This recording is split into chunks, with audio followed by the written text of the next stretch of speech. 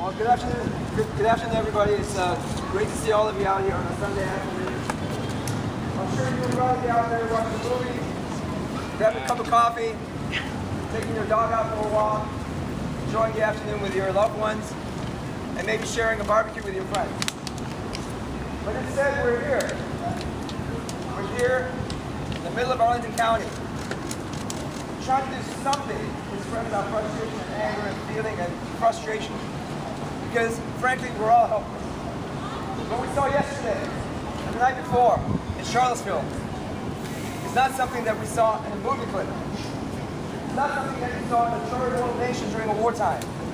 It's not what you see in the middle of an urban area where there's unemployment, destitute, and drug problems and other criminal issues that might possibly explain people being angry at each other. No.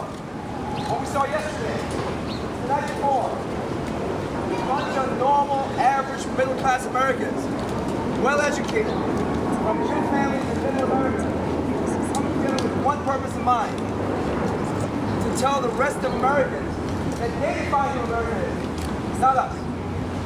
There was a group, small but vocal, and very violent, came together in the middle of Charlottesville, Virginia, in the heart of our state here, to tell the rest of the world that they're not going to stand it anymore. That somehow their lives, their culture, their heritage, their history is being threatened. And I asked them, threatened by what? Threatened by whom? Threatened in what way? Let me tell you a story. My name is Keam. I have the honor of serving in the General Assembly of Virginia, this Virginia House of Delegates, with my good friends Rip Sullivan and Patrick Hope, and many others who are doing everything they can to represent you, to make sure that you have good schools, great education for your kids, transportation that needs to meet, make sure that we have good jobs here. That's what we're trying to do.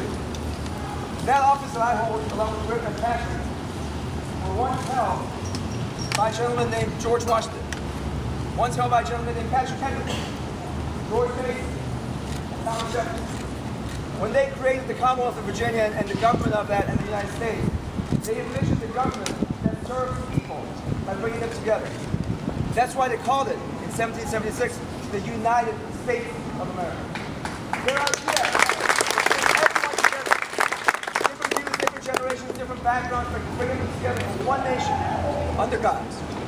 And Thomas Jefferson, whose job I and others hold, was the guy that came up with the idea, the first amendment, that said we should have freedom of religion, freedom of press, and freedom of speech, freedom of sentence. So how ironic is it that 240 years later, in the same hometown of Thomas Jefferson, those men and some women that gathered last night and the night before apparently never read the Constitution. Apparently didn't understand what the First Amendment was. Instead, what they said was the First Amendment means I get to speak, I get to intimidate, if you fight back, we will kill you. That's exactly what happened. What we saw yesterday was a cold-blooded murder, domestic terrorism by white supremacist extremists. We don't call out what it is.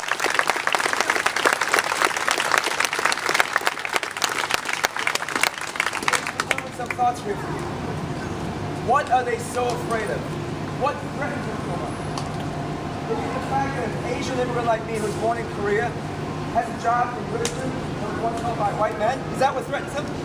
Yes. Are they threatened because they realize working outside their homes and earning a living and trying to raise their families with or without their jobs? Are they threatened because young African Americans are staying in school and finishing college and getting good jobs and wearing a suit and tie working? Yes. Are they threatened because minorities of all backgrounds are being born in America and they can't take their citizenship away? Yes. Agricultural land, but they're actually in your communities, working in your communities. Do they want them to be here or not? Is that what threatens them? Yes. If that is what threatens them, I have one solution for that. Tough.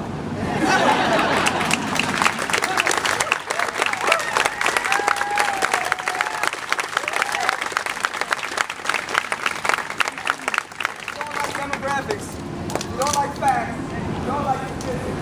That's what he tells you how America's changing.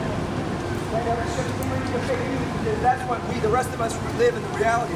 So here's the point. If you don't like the way America is moving in any direction, you have a right to get out, participate, run for office, elect whoever you want to run, and go out there and get engaged. And that's what they did. and they elected somebody of their choice as president back. They got what they want. Why in the world do they have to now take it the next step and carry guns and flag of other nations and of the fascist regime to show that they have now won this presidential election?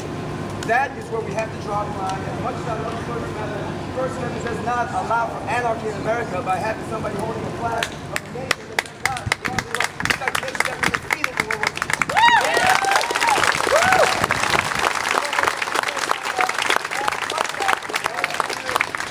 Win elections, knock these guys out, will do so. Whatever it takes to speak up, get out there, and spread your views. As Heather Heyer said on her cover post on Facebook, the last words of our martyr, last words of the journey who stood in front of them. She said, if you're not outraged, you're not paying attention. Well, folks, let's get outraged.